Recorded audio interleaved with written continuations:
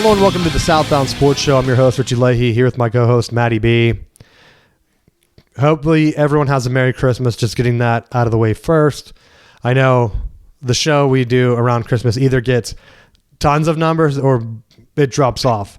So we're going to probably end up, I don't know, every time I say we're going to do a short show, it never goes short.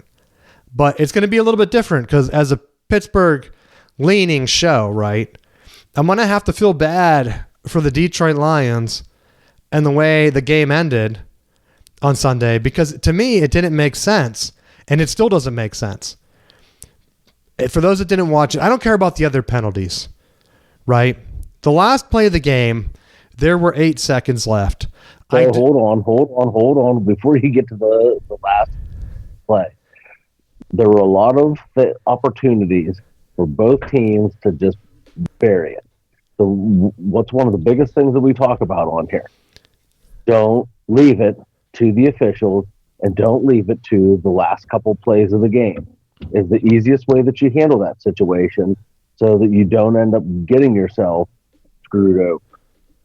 Well, I agree with that, but I'm throwing everything out. All I'm saying is, and I've said this before, it's the same thing with like Florida State getting left out of the playoffs. You have a chance to handle your business, right? And if they take that away from you, then you don't get the opportunity. And with the Lions' last play, they called a push off on the offense. He makes the catch. He laterals it to Goff, who jumps in for a touchdown. They called offensive pass interference and then didn't give them the touchdown, right? Because in my mind, I know the game can't end on a defensive penalty. But with this one, I think the opportunity would be the Steelers either accept the penalty and they get, 10 yards for offensive pass interference or something, and they get one more shot, which if there's a time left, like the game, to me, I don't think the game can end on a penalty like at all. They were trying to say like, no, you can if the team declines it. They're not going to decline that penalty though, because it was a touchdown. So you can't just say, oh, you get both. You get the decline penalty and you get the touchdown wiped off and the game's over. Right? Where I wasn't sure how that played out or like why they just abruptly said the game was over. It resulted in a score, but they're like, well, there's pass interference, so therefore it's a non-reviewable play and the game's over. And like I thought that you still should have been able to review it because last play, scoring play, like all those go from the central offense. The rest of the league was like, nope, we're good here. Pass it along. Well, see, that's what I didn't know. Because I understand some people are saying, okay, by the letter of the law, if the rule states that if there's a foul by the offense, they don't extend the period. Right? But again, this is a scoring play. So if anything happens, they should have been able to at least look at the clock and see when did Goff cross the goal line. I didn't look it up on Twitter to see. I did see a bunch of the Lions people piecing it together like that, saying, okay, it's in the NFL rule book. That's it. But it's a scoring play. So to me, there's a couple of things that were conflicting here, where when they wrote the rule book, they weren't thinking of, hey, this game has major playoff implications, because now I think the Lions are eliminated. Right. I don't know exactly the tiebreaker with the Packers, but I thought they needed to win out and the Packers lose out, unless that's what the updated one. So by just taking a score off the board, I think that's unprecedented. They said that that's never happened before, where the offense scores on the game on the last play, but they just end the game instead and take the points off the board. So if I'm honestly, with the number of gambling things that are out there we talk about every week, I'm very surprised that there hasn't been like a lawsuit into it at this point, because I think the NFL, with their rule interpretations and some of the pass interferences, I think the Lions were on the other end of was it the Bears? The same exact thing where the Bears receiver pushed off just last week and they lost and they didn't call it. And then you have 2 offensive pass interferences on the last drive. So where you're saying, hey, the Lions should have took care of business on the field, it looked like they did twice.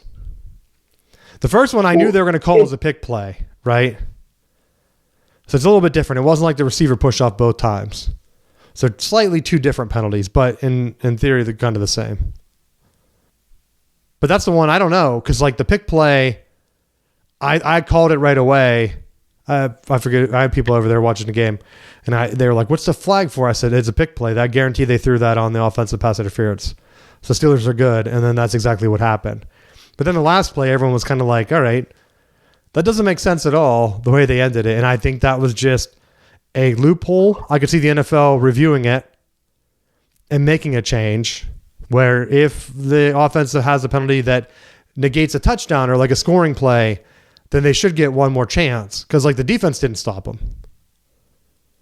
It's almost like the other one. Was it a 2-point? Was that last week or this week where the 2-point conversion to lead to the tie? No, I think it was Thursday night, wasn't it? The Seahawks. I don't know if you saw that one where the defensive guy deflected the ball, right? Everyone kind of stood still, and I think it was Charbonnet picked it up in the end zone. And because he picked it up in the end zone, they counted as 2 points, where if he had picked it up and then tried to forward advance it, it would have been dead. So luckily, he casually walked up to it and waited for it to roll into the end zone and picked it up. I guarantee he didn't know what he was doing. I'm thinking the way that the rule was being interpreted, and it kind of goes back to some of those plays where it's like, well, why don't you just pass interference it over and over until the game ends? They just looked at it like there was a penalty. It ended the play. There was no time left on the clock, so therefore the game's over, and just shut it down at that point. Because with there being more time on the clock, normally they would like have the opportunity to either run time off or take the penalty or do whatever they want to do with it. And maybe that was the way that they were interpreting. Either way, it puts them in a bad spot. So, yeah, but Pittsburgh could have played a little bit better defense and not allowed them to be in that spot. Yeah. Okay. I just need to. Yeah, because that's the thing, too. It was only a 5-point game. So that touchdown gave them the win. Like, there's no way. The first one, they said, well, that Aaron Rodgers only needs one play to get in field goal range. And I thought he's throwing like a Hail Mary type field goal range. Like, that's not like a common thing. They were talking like, oh, Steelers are going to tie this game up anyway. They better make sure they get the 2-point conversion. And then it didn't even matter. I know the Lions couldn't run the ball, but I was looking to see if anyone had like a timestamp thing, and I can't find it to see if they're really a touchdown or not. But yeah, the other one, one of their guys, I forget who it was. Didn't they have a catch in the end zone? And he just dropped it. It was like the play before the pick, or maybe after the pick. Yeah, the tight end. So, yeah, they definitely had a chance to win the game. But the entire NFL that past weekend, it was rough. My fantasy team went down. That's why I was pumped that I won the regular season, right? Because you never know in the playoffs. I had a string of luck where like Devontae Adams, Adunze's out, and then I forget who else I had out. Oh, well, Tucker Kraft's still out. So my team was running on fumes. I tried to pick up some guys, and even my defense. I had to go with the Seahawks. I figured worst case scenario, it's a low scoring game. And then no, it's like the game of the year with like overtime wins or whatever ended up happening in that game. Ridiculous. But that wouldn't even have mattered if I wouldn't have had all my guys out. Like Lamar has done nothing. I benched him for Stroud, and Stroud didn't show up against the Raiders of all teams. It's like, guys, you have playoffs on the line. I picked you because you have playoffs on the line. You have to win. Otherwise, why am I playing you? I could have picked up JJ, of course. He got hurt. I think he might have did even worse than what Stroud did. Maybe about the same. And so now you have the Texans lose that game. Or no, they won, but it was barely. Right? Yeah, they pulled it out 23-21. I forgot. They almost like lost and really hurt their playoff chances because right now you have the Texans right at that last playoff seed. Luckily, old man Phillip Rivers got into a shootout and just couldn't figure it out. And I don't understand why everyone's just commenting on how fat he is. Like, do you think he's just in killer shape? Did you see that? No. They're all saying like it's an Ozempic sponsorship waiting to happen at this point. Like he has one of those like tiny kid helmets on out there. His face just fills it up. He's telegraphing passes like the 49ers defense. I know. I was wondering, like, was the Niners defense available? Because that was the one I was thinking of picking up. And then I thought, nah, I better just stick with my guns. I had the number one scoring defense if it didn't work out. Yeah, the Niners defense was available. They had 10 points scored. And then the Giants was the other one that I had thought about picking up because they were playing JJ. And then JJ getting hurt, I think they had a ton of points. So I could have made some progress, but it wouldn't have mattered because the rest of my team played hurt or went down. And even now, I still have a ton of guys questionable and on the IR. So that was like my second lowest scoring performance of the year, I thought, which just bad luck. And the guy that ended up beating me, he's in the same boat where his entire team is injured. So whoever came out of our side is most likely losing in the championship because the guy beat me had Mahomes. He picked up JJ. That's how I know he didn't have a great game. And then he had some other guys go down where it's like he's slated to lose by a good bit in the championship. Hopefully he can turn it around. I don't know. But it looks like it's going to be I'm the top gun, dude. I have the most championships. And the guy that's behind me, the only other multiple winner is the guy that's going to probably win this year. So it goes to show you there is an advantage strategically. Maybe not if you were doing a snake draft, but we do the auction draft. So there has to be something to it. You have to know football to at least win a couple times. You can't just keep getting lucky, right? Right. And that was throughout the course of this season, the one thing that I was really consistent with, and I thought I like the fact that even though my team throughout the course of the season was not scoring a lot of points, I think I had the lowest point average per game. I was happy with. Yeah, you did. I forgot about that. Within, like, but it was funny because I was like only scoring. I was averaging probably 90 points a week, but whoever I played would just have like an off week. It just lined up where whoever I played just didn't. They scored less than me, so I was still winning, and was only a game out of clinching my side of the division. But what I looked at was like from week to week. Did I have the best group selected? And I always hated where you look at like among the guys that you already have. I hate leaving points on the bench where it's like I could have won this week, but I left. I didn't start this guy instead of this guy, or I left this one out instead of this one. And for the with the exception of maybe one game, I did a really good job of doing that. And then going into this week, there were a couple of factors that I thought, yeah, Mahomes is down, but also it seemed like when a backup goes in, they also throw a lot of checkdowns. I was like, I had a hard time with Kelsey consistently getting passes thrown to him, taking him out. And I was like, I should swap him out.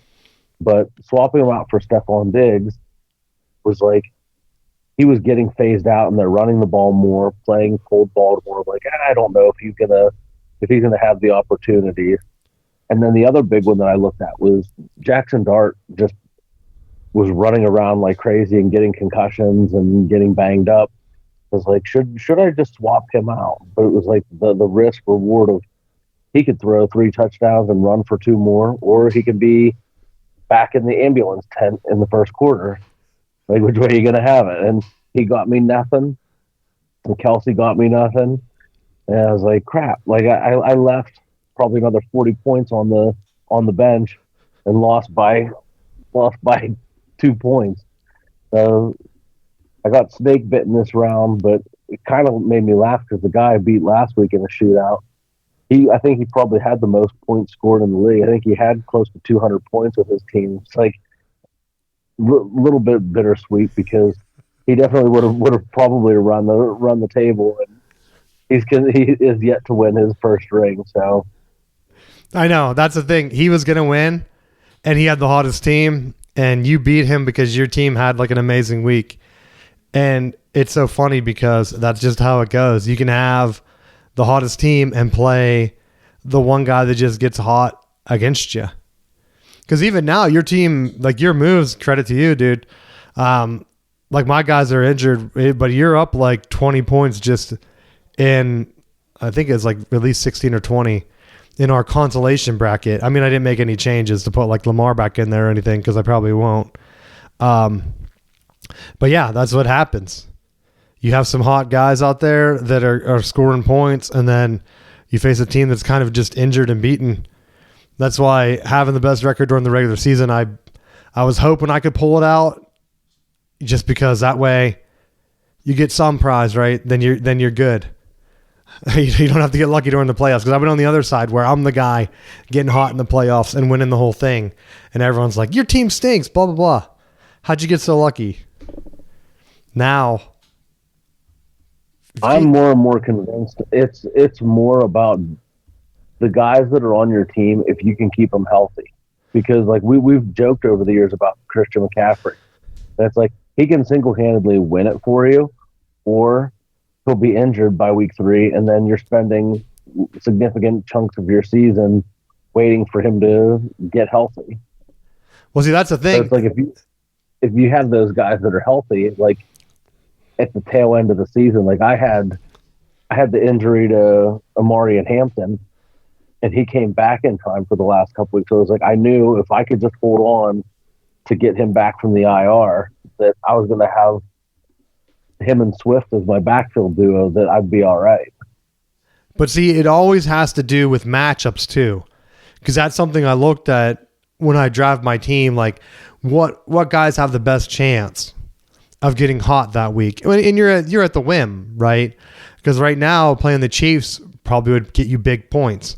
It's but whenever you drafted, you wouldn't know that the Chiefs were going to have Mahomes go down and be pretty bad and miss the playoffs, right?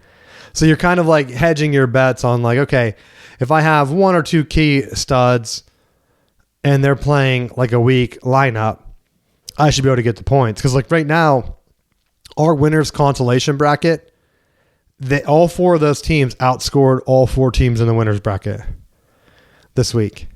So like, there's just the fact that the first week they got caught, obviously the ones that had won, they're some of the highest. They're the best teams. Like I think I was the 1 seed, I lost, but the guy that's in the championship, he was the 2 seed. I don't know what the other one is. I didn't look at the bracket. If it lets me bring it up, I'll see. So yeah, it was 1 versus 5 in the championship, but it was 1 versus 5, 2 versus 6. So there were 2 upsets, and then the top 2 went through. So now you have one of the top 2, the other division winner, in the championship. So who knows? Sometimes you got to be consistent to be good. I think we've only had 2 teams maybe that have won the division regular season and the championship at the same time. So it is kind of rare. Although I could be wrong. I didn't look at any of the past history. I know I did it once, and I think the guy that's in the championship, this would be, if he gets it done again, that would be the second time he's pulled it off. But again, you don't know. Some guys can get out there, and you don't get like makeup guys in fantasy where if a guy gets hurt and you're in the last round, who knows? Right?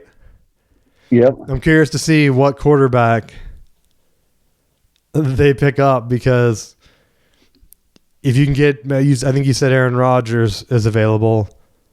He's probably your best bet, although you could get like Shedeur Sanders maybe, Phillip Rivers.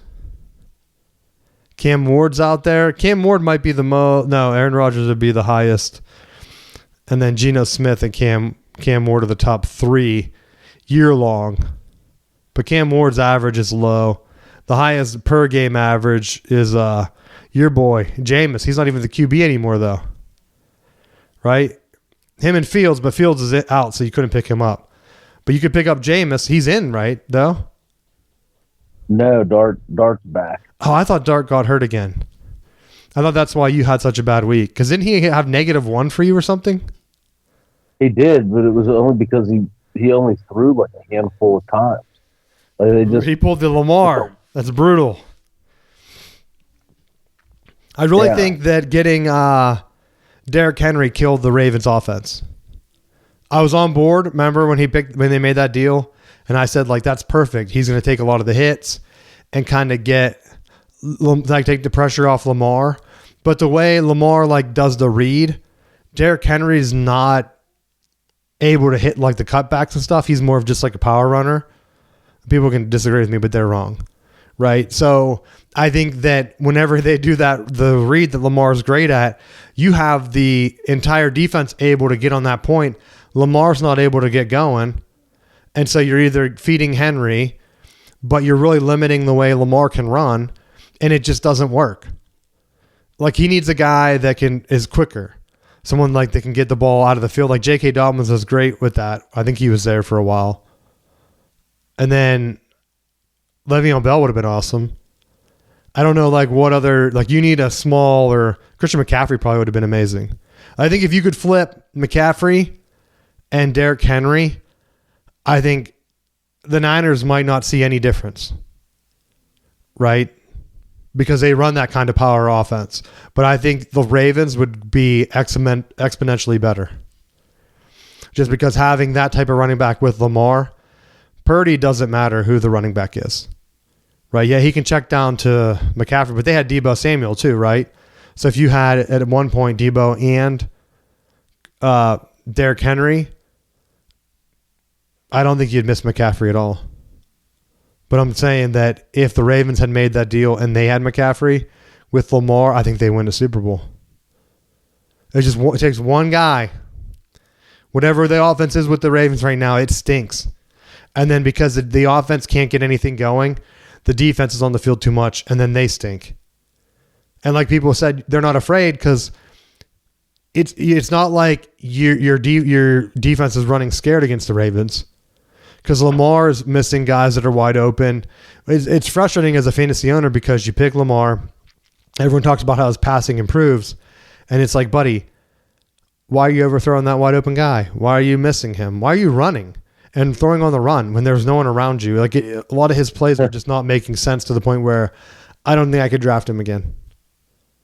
I drafted him as a joke because like I felt like, I'm top gun in the league, right? I don't need another championship. But it'd be funny if I could win one with Lamar out there and a bunch of jabronis. And I almost pulled it off in spite of Lamar. I could have rolled out Aaron Rodgers and probably had better run down the stretch. But I didn't. I stuck to my guns, and sometimes it's hard to make up. When I had a couple studs go down, receiving wise, it hurts. Like Devontae Adams going out, I think was my killer.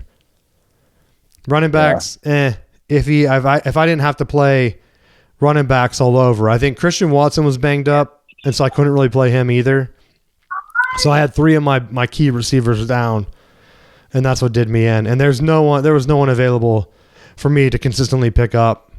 So I feel bad. If you're in a smaller league, there might be some dudes out there that you can pick up. But looking at last week, the only one that would have been a game changer would have been Parker Washington.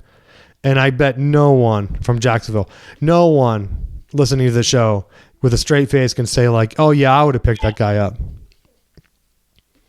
Like his previous 2 games were 8-3, and he was injured. The one that I was surprised is that there was a revolving door, and I was hesitant at first just because of how many other guys I had. But it was with Arizona having a different running back that I thought that he was gonna have more opportunity, and the running backs just they don't get the point value that the receivers do in our league. From the PPR. It depends on who you get. There's some dudes like it depends on the one year I had a guy, I forget who it was. He was a third down back and he was always getting checked down because the team stunk. And you can get a lot of points that way, but you're kind of hoping that the team's losing.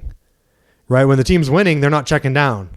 And then when a team's not that good, that's when you're stuck. I think it's a boomer situation because you have to hope that like you're getting the touchdown opportunities. Well, that's what stunk with my boy Blake Corum turning it on, right? Because I had Williams, and now that Blake's been doing good, they've kind of turned into a regular, like sharing the load where they're doing the split possessions, right? So of course when Blake comes in, he scores the only running back touchdown in that game on Thursday, and I'm like, great. Couldn't put Williams in. Had to let Blake eat, and Williams was running all over him too, which was what was frustrating because I had the Seahawks defense. I really didn't care at that point. They did score a touchdown for me on a punt return, though. So if that game didn't go in the end zone, I probably would have been positive on the defense. But like the Williams one, I think if they would have just kept feeding them, they could have shortened the game. I wouldn't have scored as many points for sure, but the Rams would have won in regulation, I think. And why they didn't do that, I don't know. Because you have Devontae Adams out. Yeah, you have Nakua, right? But what are you doing? You can't just have one guy and you're feeding it to him. And yeah, he made a couple big plays, and I think he scored a touchdown late. Just feed the running back. He's getting like 5 yards a pop. Just keep feeding him. Rotate in Blake. Blake was doing good too. So they both had like 11, 12 points in fantasy. And I think it was just coaching malpractice, dude. They could have won the game if they just kept tearing up the Seahawks defense. In the second half, they could have had whatever they wanted on the ground. And they just kind of stopped halfway through the game. And I knew they're going to lose this game. Seahawks are going to come back because they stopped running and that they lost their rhythm. They lost their rhythm, and you didn't have your number one dude out there receiving to drive you down the field and help you get the ball in traffic. They just couldn't get it done. So Rams fans, that's 100% on coaching. I don't know what to tell you. That was a poor showing on letting the Ravens or the Seahawks come back and win that, because now they're the number one seed, and maybe they could lose. Or what are there 2 games left now? So the Seahawks have the Panthers and the Niners. Panthers have to win. They're battling for that spot. I guess they don't have to because they beat the Bucs. But if they win that game, they could pretty much lock up, depending on what the Bucs do, that division. I know they have to go to Tampa Bay, so it might not matter. I don't know if Carolina wins and they're in at this point, or if the tiebreaker would go to Tampa Bay. I can't remember, and things are shifting. But Tampa Bay is playing the Dolphins. I kind of think they're going to win that Dolphins game. So it would be pretty big for the Panthers to go ahead and get it done. Head-to-head, I think they would get the tiebreaker, but I'm not 100% sure. Then Green Bay, same thing. Had a chance to put the Bears away, and they messed around with it. And now, looking at missing the playoffs, got to play the Ravens and the Vikings. So you got to play a team that's in the playoff hunt, the Ravens. They have to win, or they're done. So that'll be a great game. I don't know what day that is. I thought they said that one was on, what's the face? Peacock. So is that on NBC? I don't like, dude, what about the Christmas Day slate? Did you see that? They had it all ahead of time. That game, the games on Christmas are awful. If I didn't watch them, I wouldn't even care, right? Like if it's like, oh, you're going to watch some football? It's like, no, they picked wrong. They have to be kicking themselves. And I'm wondering if they're going to try to get a flex next year, because they locked it in and they promoted it for the longest time. Netflix has Cowboys Commanders, dud. They also have Lions Vikings, also a dud. And they picked that based on last year, right? Where the Commanders were awesome and the Lions and Vikings were awesome. Then Prime Video has Broncos Chiefs. Broncos are playing for something. I'm not going to discount them, but they're not playing Mahomes. So yeah, is a casual fan going to watch that game? Although maybe they will, because they're going to know that Travis Kelce's playing. Maybe they'll see Taylor Swift. You can do an impromptu Prime performance. Because then you don't have football on Friday. So then you have Saturday game, the Ravens and Packers, which might be one of the best games. And then same with the Texans Chargers. Saturday might be the day for the best game. So whatever network's got those ones. Oh, they're not even on TV on Saturday. Is it Peacock and NFL Network only? Probably. Which is horrible, because how many people on the holiday when they're visiting family are going to sign up for Peacock just to watch the only decent game? I don't think that strategy is going to work. Because I had transitioning now a little bit. I had that ESPN thing that I told you about, like the bundle, whatever deal that they had, where like you can try it out. Yeah. So I've been watching on there some of the games. I keep getting the ads on my phone where it just opens up a million tabs from fantasy, and I already have the stupid thing right now. But I'll tell you, I've been seeing like some weird glitches with the streaming, and I have like a great TV, so it only happens on ESPN where like the thing just kind of glitches out, like the video is all weird, which is odd. It might be like a newer thing that they're trying to straighten out. But honestly, I wouldn't really pay for it. They're putting a lot of the big time games on ABC. I don't know about the college playoff, but the college playoff, a lot of them were on HBO, TNT, which is if you're going to be watching college basketball, it's worth it just to buy HBO for a month, because I'm pretty sure if you have HBO Max, you can watch the entire NCAA basketball tournament. At least I'm 90% sure that's how I did it last year, which is the best deal. In college football, you can't do that for the playoffs. I don't care about the bowl games. Bowl games mean nothing to me, and I can't wait for them to die. At this point, it's worse than the NIT. Do you agree? Yeah. It's bad. Do you have anything else you want to talk about NFL before I kick all the way over to college football? No, I think we're good.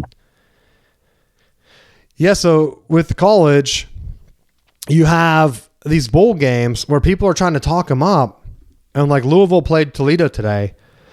You can't tell me Louisville is 100% into that game. When they were close to making the playoffs, they were in it until the month of November. Right? And Kentucky, Western Kentucky, and Southern Miss, nothing against those two schools. Both are like 8-4, 7-5. And then the game tonight, UNLV and Ohio.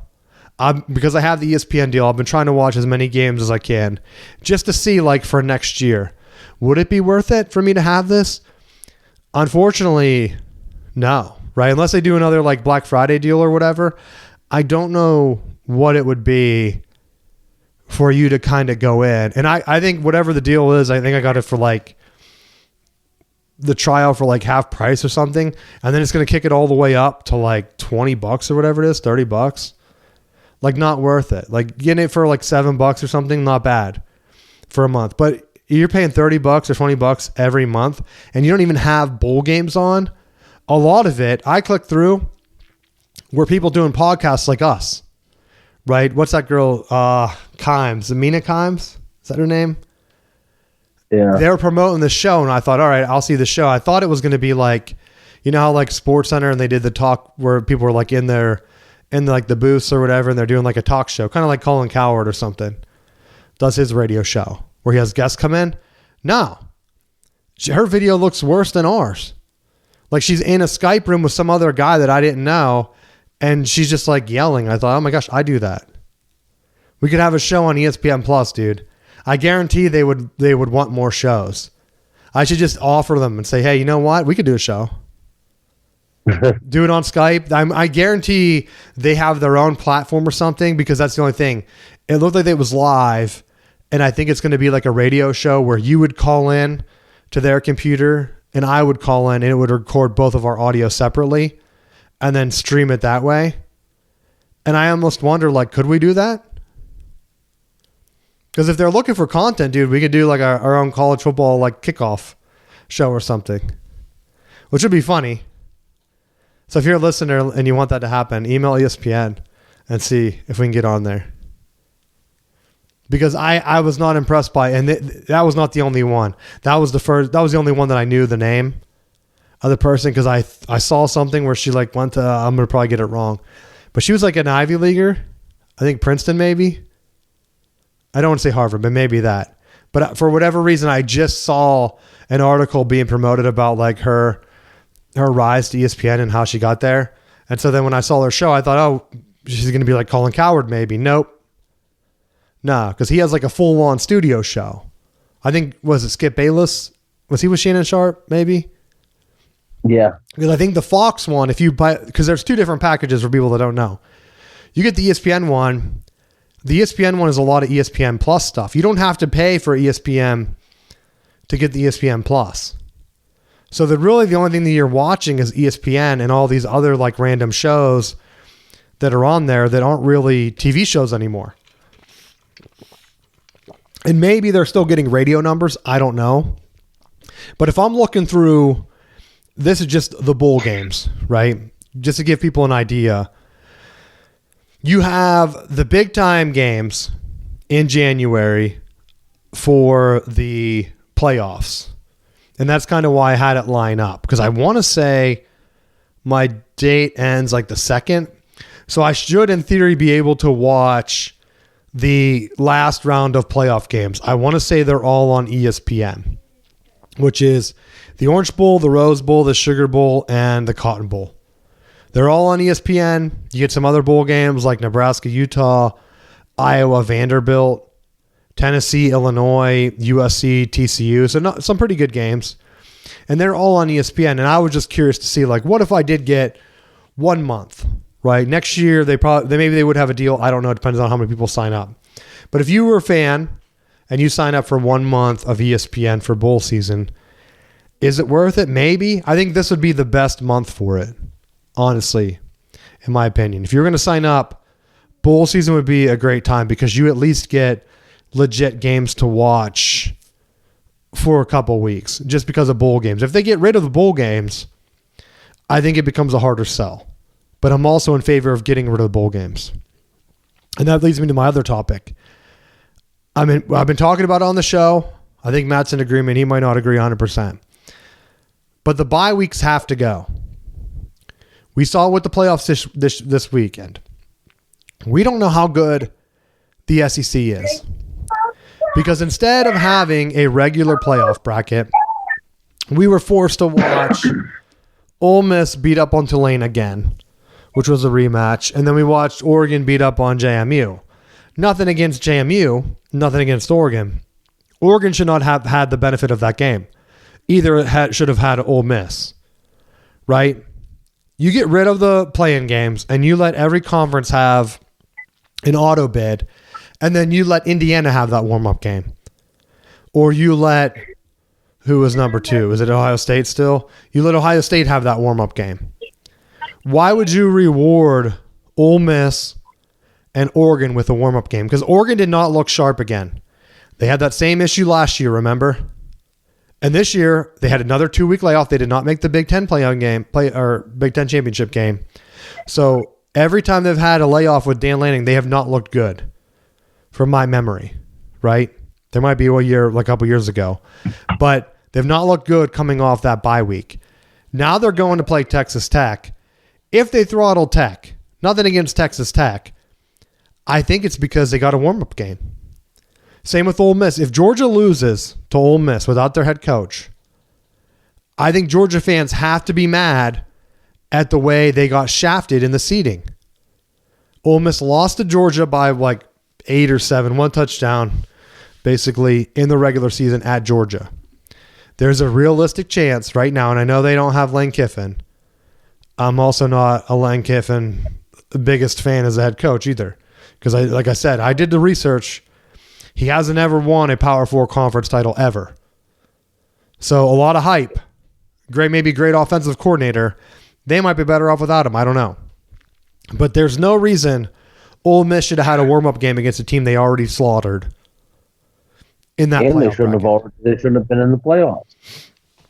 You could argue they that. Lost their. I keep hearing about how, well, the Big Ten wants a 2014 playoff. They want it to kind of be like FCS, right? Maybe not have all the teams get in auto bids, but they want it kind of locked in where you can have the bowl game tie-ins. And I agree with the Big Ten. I know what they're trying to do. They want to get it locked in where they can go back to, we're going to kill the bowl game playoff system, but we want our bowl games, the Citrus Bowl, the whatever it is, the Orange Bowl, the Rose Bowl. We want those back, and we want those to be automatically Big Ten teams, and then they're going to pay us separately, which is what they want. I know that's what they want. And they want to have 4 teams locked in the playoffs or whatever so they can bid out 4 bowl games.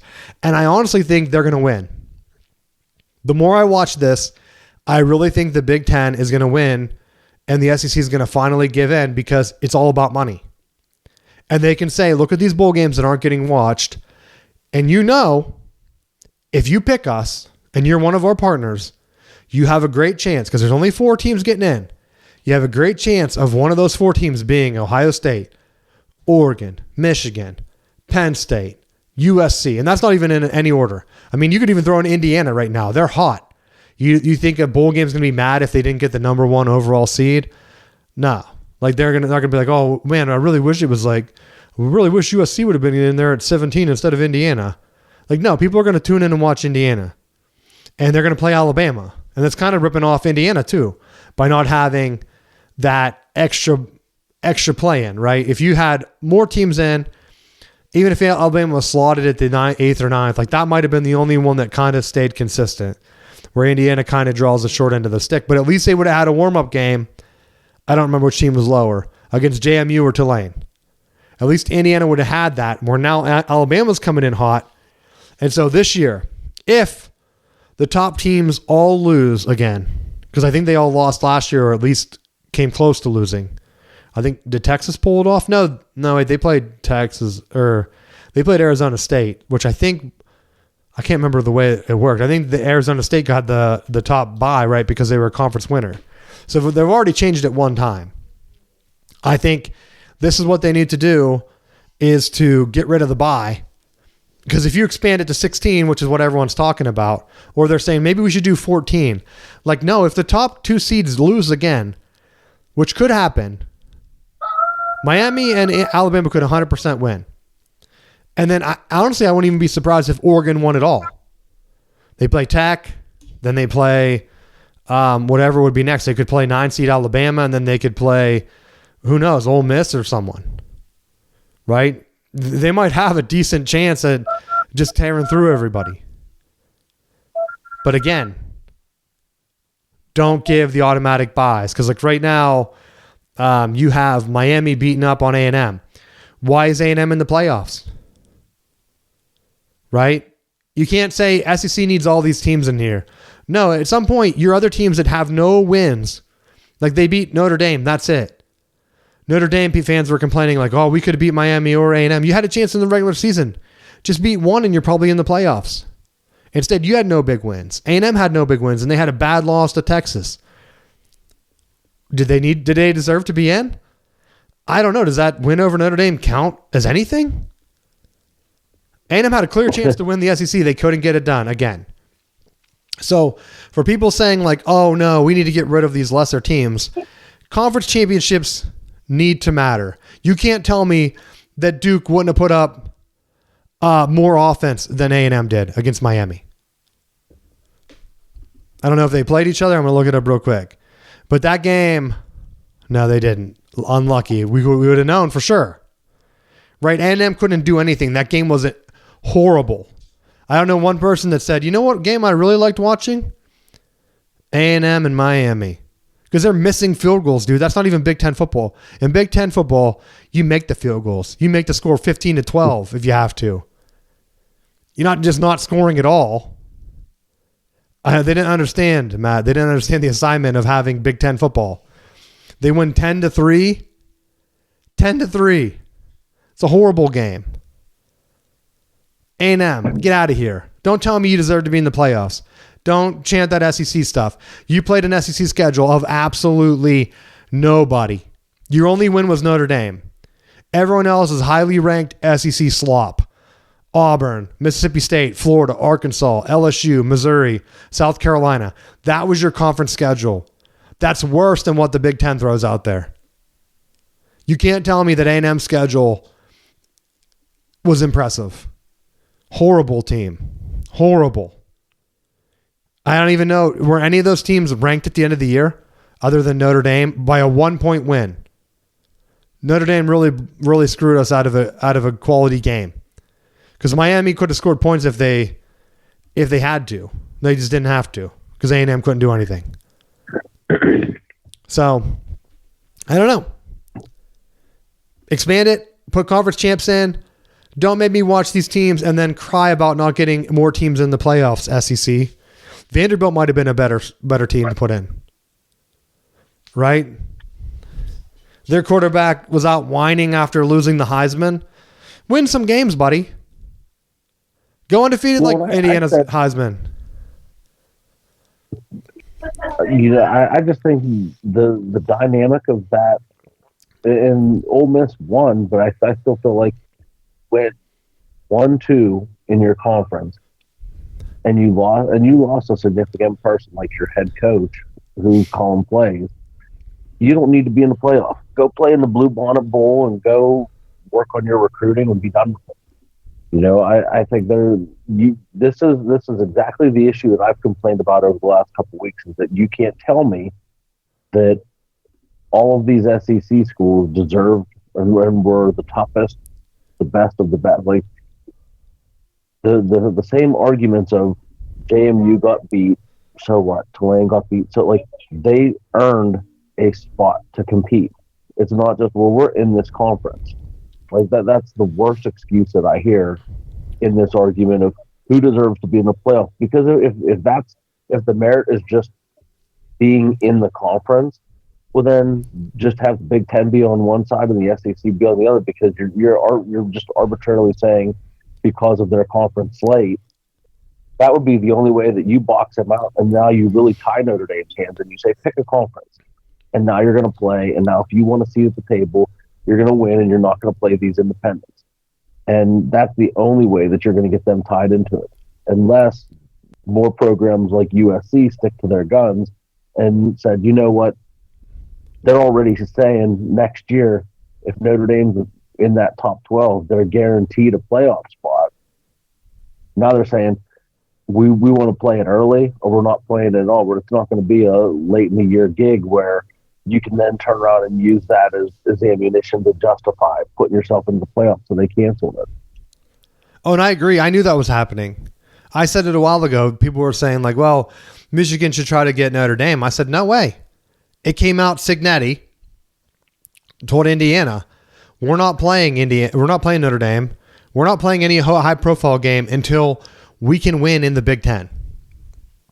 Because all you're doing is hurting yourself. Credit to Florida State. How much energy did they put into beating Alabama this year? If they didn't have to play Alabama, would they have had a better year? Because they came in thinking they were great, and then they struggled, and it kind of cost them their entire year. For what? That game did not benefit them at all. That game did not hurt Alabama at all. Alabama shouldn't have been in the playoffs. Yeah, they were in the SEC championship game, but did they deserve that even? Like the way the SEC's schedule is, it was pure crap. A&M had a better record. Like a lot of these other teams had a better record. People complained about the ACC having their worst team in. SEC was like that too. It just so happened that Alabama got a rematch with Oklahoma, and Oklahoma's running back dropped a wide open touchdown pass that would have blew that game open. And they came back, and Oklahoma had some dumb pick sixes or whatever. Their quarterback pulled a JJ and blew it. Otherwise, Alabama would be eliminated too today. And you would be saying, like, did they deserve to be in? I mean, they just had the benefit of SEC playing SEC and Ole Miss playing another team. We don't know how good the SEC is. Could they win the championship? Maybe. But now you have Oregon and Texas Tech playing. Those could be two of the best teams in the country. We wouldn't know. Indiana, Ohio State, but they're all on a bye. Georgia, Ole Miss. That's why I'm curious to see what will happen. And then the way they scheduled the playoff out, going back to me talking about the ESPN package, if you want to watch the playoffs, you have to subscribe to ESPN one more month in January to get those playoff games if you want to watch it on the app. Otherwise, like what I had been doing is when Michigan was in it, just going to like our alumni meetups, right, and having a watch party around with similar fans. I know not a lot of people have that option, right? If you're not in a big city, they're not going to have an alumni group around you or whatever, like a watch party, even outside of that. So I don't know. I feel bad for some of the fans of these teams. Like Indiana, I hope they go on a run. I hope they win the national championship. I don't want Ohio State to win it, of course. So I'm hoping Miami can get a run of it. At least give the ACC some credit, right? Because if the ACC has Miami be their one team in and they make it to the national championship game, even if they lose to Indiana or Alabama or someone, who cares who they lose to? That's not going to matter because they've had Florida State be in some of those matchups. They've had Clemson. You know, Miami making the playoff puts a third team in that mix. I don't think it does anything to favor the same stuff that they knock the ACC about is the same thing that they make a big deal about for the SEC and the Big Ten. It's just the TV markets are driving the decision making in that. I don't think that there's one conference that's head and shoulders above the rest. I think that there's right now between your Big 12, your ACC, your Big Ten, like there's competition within those four that there can be somebody in there. And I mean, you saw that within the playoffs of having TCU represented. You had SMU represented from the ACC. You had Penn State getting in. Like there's a draw of different people that I think makes that expanded playoff more valuable. But you can't say the playoffs are really important because we got half of these two big conferences in. Because I think that counters what the intent. Yeah, so I'm looking at this. There are 9 conferences right now, and I've said this before. I think, and I'm going on board with the Big Ten now, and I know you're kind of against it probably, but the fairest way is if they're going to do the expanded playoff, I don't mind them having a big time bowl game auto bid per se replace the playoffs, right? Where you have your conference champ, make the conference champs matter if you want to do it this way. Have the conference champ get the auto bid, and so you would have 9 auto bids. I think the lowest 2 conferences should play a play-in game after the Army-Navy game. Have that be the playoff kickoff because we have it already built into the schedule. And then you have those 8 teams in. Then if you want to expand it beyond that, whatever, if you want to do 16, that's great. I think they talked about having like, okay, at that point, there might be 8 at large, but they wanted to lock in 3 SEC and 3 Big Ten. And if they want to bring in historic bowls between them, I would be fine with that. And I'm starting to come around because before I was kind of against it. But in reality, if you look at the way these games are going, I said I want the warm-up game, but if I'm going to have it, let me have the traditional Big Ten type games where you have what is it, the Citrus Bowl, the Orange Bowl, whatever it is in Florida, where Texas is playing Michigan. Let that be a consistent playoff game where every year the playoff is just SEC versus Big Ten, and then have. If you do it that way, then I think you have to do it. Make it a Friday game. Don't take away, like the service academies are already at a disadvantage because for somebody to transfer. Oh, I'm not saying that same weekend. I said only the play-in games that day. After the service academy game, unless they're in it. Right? Because right now the service academy will. I think that, but I would never want to do anything over the course of that weekend that's going to do anything to take away from that particular game. Just because I think those athletes, like, that's always been a carved out week, unique for them, that I would very much want to keep that historic part of it intact and don't allow that to be taken away. Because for someone to transfer into Navy or Army or Air Force, they're basically starting over at square one, and they're committing to the military end of their deal after graduation. So that's a huge commitment, and I think like that I would prefer there to be the higher levels of coverage and media presence because both Fox and ESPN are going to travel to everywhere else but Philadelphia for the coverage of that game. If they have playoff games later that night, they'll say, "Oh, we got to go to cover the number 4 team. You know, we got to go to cover Ole Miss over Army Navy," and I don't want to take away from that. I would say at this point, did they cover the Air Force, Matt? No. Why are you picking and choosing just Army Navy? Well, because that's the matchup, and because of that game in particular. But that game hasn't mattered in forever. Why not have that be the kickoff game then? Let it kick off the year. Why does it have to be this weekend? Because that's just when they've always had it scheduled. I don't know the answer to that. Because this year, for real, Navy had more conferences wins in the American Conference. I don't know. Did they play in the championship for that? No. North Texas played Tulane. I don't know what their tiebreakers are. Is it because of that Army-Navy game? Navy didn't play in it? Or did they not play the other one? Because I honestly do not know. No, they lost to North Texas, so they must have lost a tiebreaker. They did not play Tulane. So I don't know how they decided that. But, heck, I'm saying with this new expanded playoff, Navy wins. They beat Tulane. They're in the playoff. They don't care about the Army game. Let that game kick off, whatever, early in the year.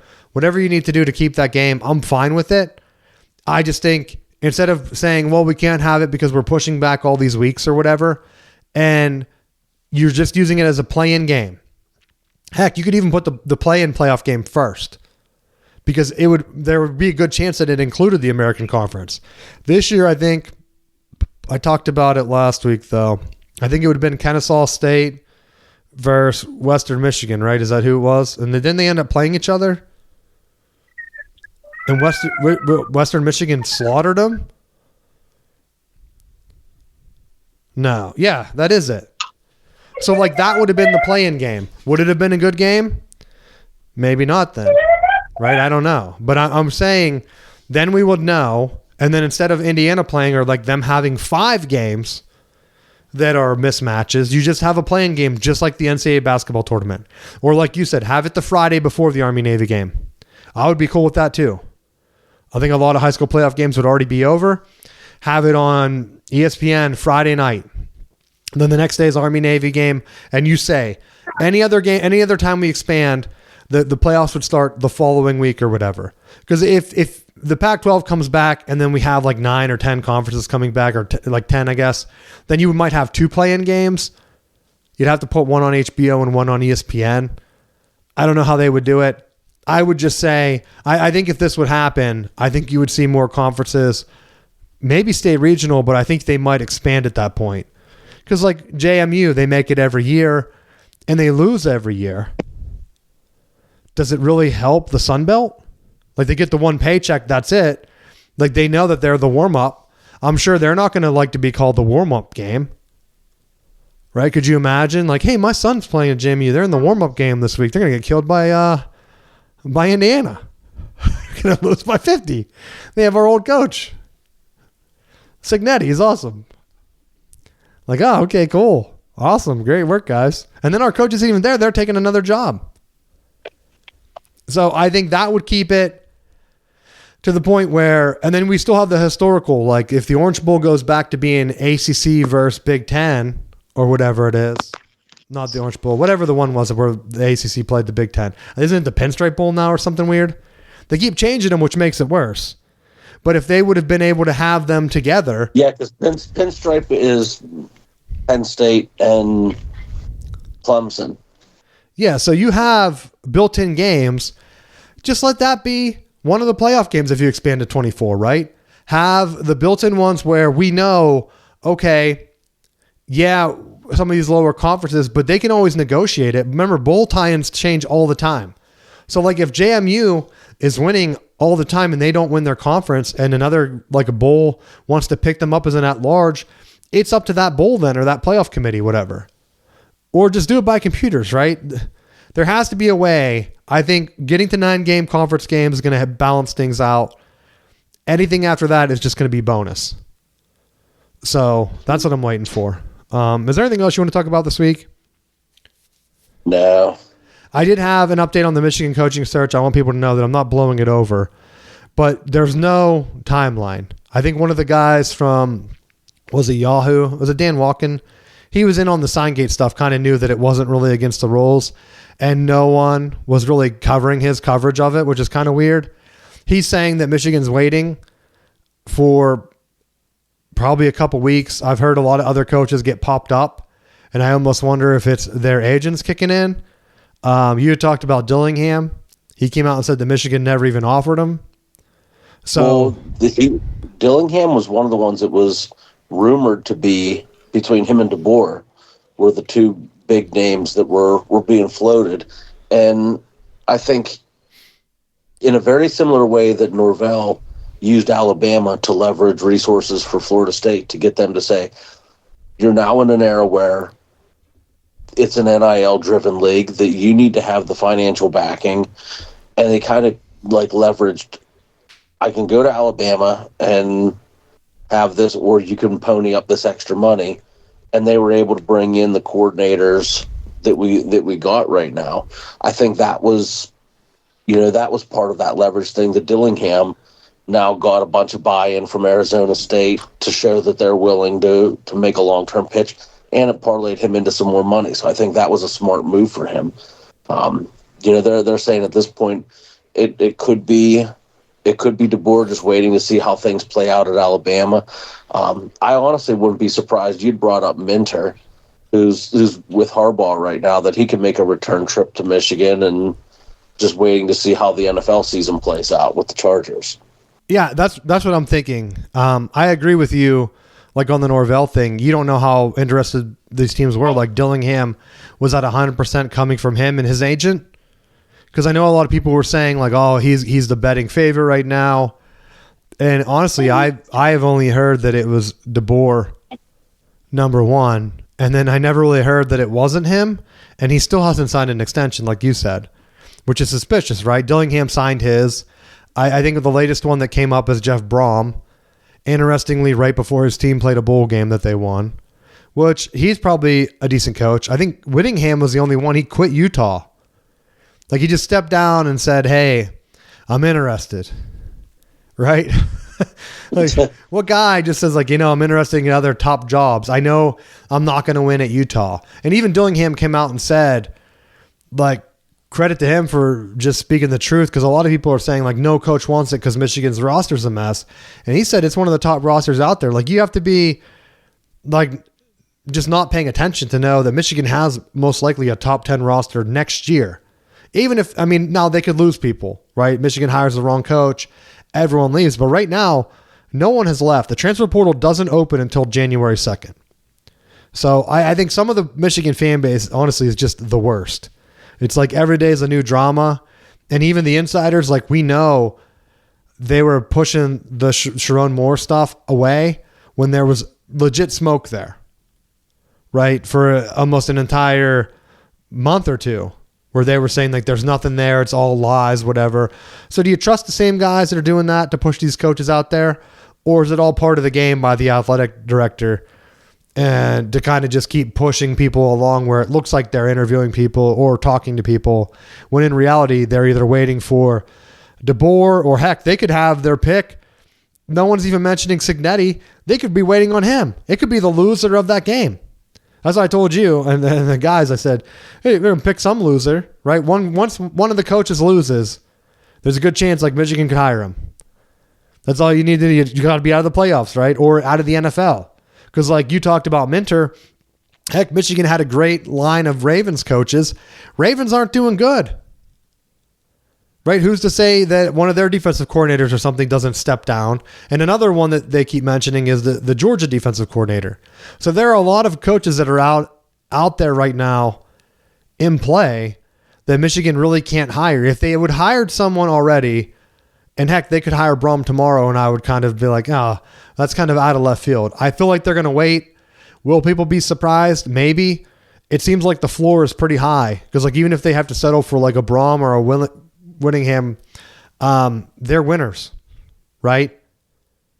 What's the difference between taking a guy that's coached at a smaller school and has won? Sometimes you never get that guy like Ferentz where NFL teams wanted him. Same thing with like Freeman right now at Notre Dame. It seems like the Giants want him. Did you see that? Yes. So if the Giants hire Freeman, Who's Notre Dame going to get? Brian Kelly? Right? Like, where do they go? They're going to be in the same situation as Michigan. And just like Michigan, and I think this is what Dillingham said, hey, you look at the teams that are committed to NIL, that's a heck of a gig for whoever gets it, because like they have donors willing to throw down money, and I think Notre Dame's in the same boat. I think even if they hired late, because even remember Michigan State, they lost D'Antonio at the worst time, and they still brought in Mel Tucker, which in hindsight didn't work out, but they did go 11-2 that one year. So all it takes is a coach that is consistently, and Mel Tucker wasn't even consistently winning at Colorado, right? He just needs a guy that can win, come in, and then he's at a higher talent level. Can he win with the higher talent? Because like you could say Braum right now, struggling with Toledo, whatever, he's at Louisville. The Michigan talent would be such a huge upgrade where I think he was the coach at Purdue when they blew out Urban Meyer, right? So like he's had some big time wins. If that's a settle for Michigan, like that's not a bad hire at all. And who knows, that could handle out. Like Jim Tressel wasn't a knockout until all of a sudden he was, right? If you're hiring a coach from a lower school, you never know how it's going to handle. That's all I'm saying. Today, it's different though. With NIL, you could have a GM do most of the recruiting and get a coach like that that's just focused on X's and O's. Like Mike Leach probably would have been awesome if he would have got hired now and not had to do any of the NIL stuff, and he's just coaching, right? Just gone too soon, just missed out on it. I feel like we haven't talked about Leach for a while, and people have commented that we talked about him all the time, randomly. So that's my Christmas throwback to end the show. Anything else you want to talk about? No, that's it. Merry Christmas, and thanks for listening. Yep, we'll see you next week.